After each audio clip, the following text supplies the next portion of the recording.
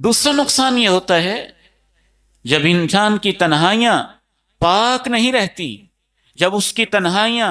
آلودہ ہو جاتی ہیں، جب اس کی تنہائیاں رب سے بے خوف ہو جاتی ہیں، جب وہ تنہائیوں میں اللہ سے نہ ڈر ہو جاتا ہے، تو وہ بندہ، اللہ مجھے اور آپ کو معاف کر دے، اللہ کی نگاہوں سے گر جاتا ہے، اللہ کی نگاہوں سے گر جاتا ہے۔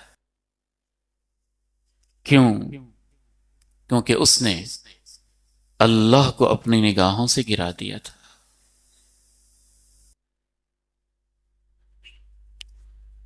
امام ابن الجوزی، امام ابن رجب، امام ابن قیم، سلف صالحین نے متفقہ طور پہ لکھا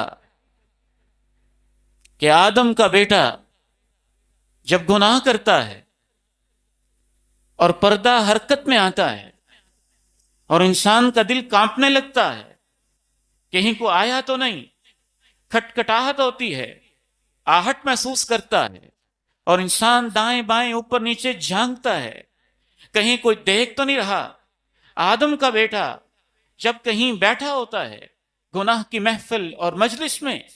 اور اپنے باپ کو دیکھتا ہے، اچھا ابا جی آ گئے، اب یہ نہیں ہوگا، ماں جی نے دیکھ لیا، اب یہ نہیں ہوگا، استاد جی پہنچ گئے، اب یہ نہیں ہوگا، قاری صاحب آ گئے، اب یہ نہیں ہوگا، فلاں بڑا آ گیا، اب یہ نہیں ہوگا، تو اللہ نے نبیوں میں سے ایک نبی کی طرف وحی کر کے کہا، لوگوں کو جمع کر کے میری طرف سے ان کو ایک شکوہ تو پہنچا دو۔ اے اللہ کیا پہنچاؤں؟ کہا لوگوں کو جمع کر کے ان سے یہ کہو، تمہیں ماں دیکھے ڈر جاتے ہو، باپ دیکھے تو ڈر جاتے ہو، بڑا دیکھے تو ڈر جاتے ہو، لیکن جب میں دیکھتا ہوں تو مجھ سے ڈرتے ہی نہیں ہو۔ دو میں سے ایک ہی نتیجہ ہے، یا تو تم اس وقت مانتے ہی نہیں کہ میں دیکھ رہا ہوں،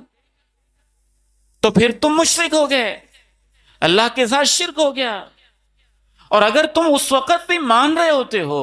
کہ اللہ دیکھ رہا ہے اور پھر بھی میری بغاوت کرتے ہو تنہائیوں کے اندر جبکہ میں دیکھ رہا ہوتا ہوں، اجعلتنی اہون الناظرین الیک، تو کیا تم مجھے اپنی نگاہوں سے اپنے ماں باپ سے بھی چھوٹا بنا دیتے ہو؟